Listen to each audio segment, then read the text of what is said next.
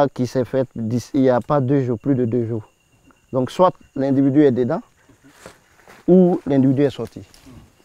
C'est un contrôle de routine, comme le lieutenant François Silué effectue régulièrement sur la frontière est du parc national de Taï. Membre de l'unité d'intervention des parcs et réserves, il est ce qu'on appelle ici un commando forestier. Il veille à la préservation de cette partie de la forêt.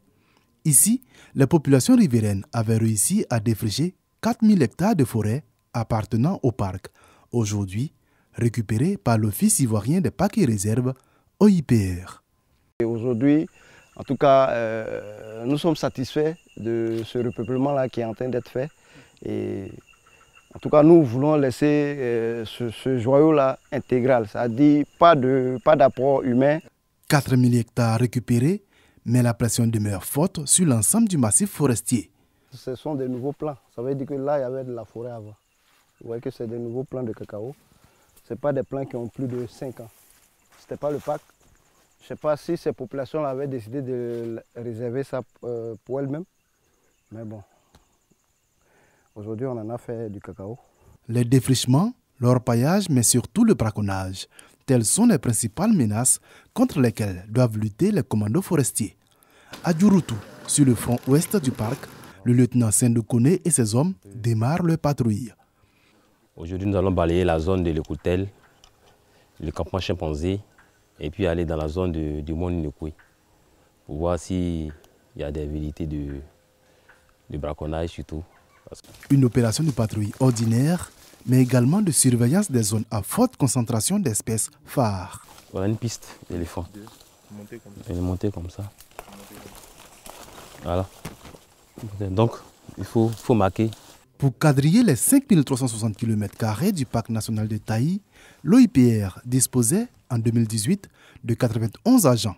Le plan d'aménagement et de gestion du parc à Souette portait ce nombre à 120 agents pour une surveillance plus efficace, car les braconniers ne sont jamais loin.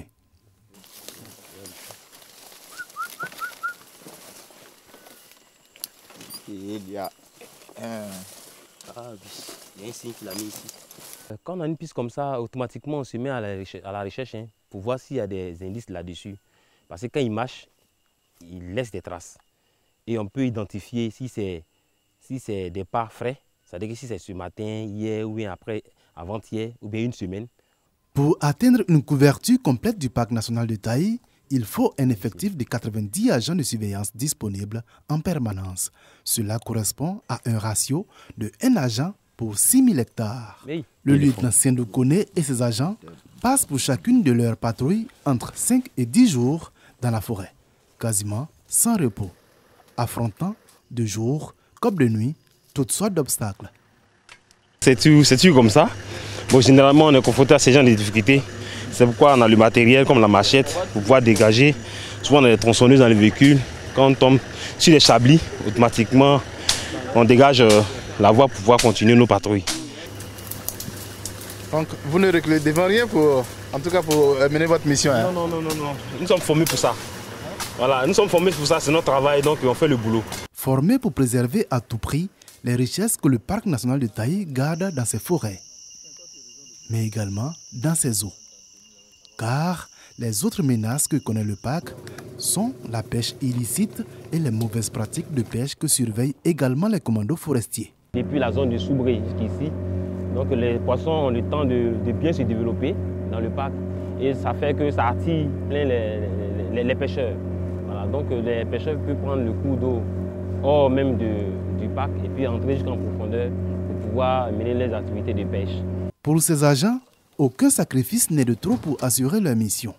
Ils ont pris conscience depuis longtemps des bénéfices à préserver ce parc. Nos arrière-parents l'ont conservé jusqu'à cet état pour nous. Nous aussi, nous le faisons avec joie et avec amour et plaisir surtout de pouvoir le conserver pour les générations futures. Donc avec toute notre force, nous le conserverons tant que nous pourrons. La direction de zone sud-ouest de l'OIPR est dirigée par le colonel Aboulaye Diarasouba. Le salut aux couleurs reste un des moments importants pour faire passer certaines consignes aux agents. Mais ne restez pas dans une position statique pour fouiller une grande zone. C'est ce qu'on fait. Voilà. Inscrit comme bien du patrimoine mondial depuis 1982, le parc national de Taï a réussi à conserver la quasi-totalité de sa superficie. Une fierté pour le directeur de zone. Toutes les espèces décrites à l'intérieur du parc national de Taï, au moment de son classement en 1926 comme aires protégées, sont encore dans le parc. Aujourd'hui, ce sont 184 000 chefs d'exploitation agricole qui bénéficient des revenus grâce à la régulation du climat local fournie par les forêts du parc. Au moins 3,2% du PIB de la Côte d'Ivoire dépendrait du parc national de Taï, soit la production de cacao, café, EVA et palmier à huile, représentant un chiffre d'affaires de 492 milliards de francs CFA.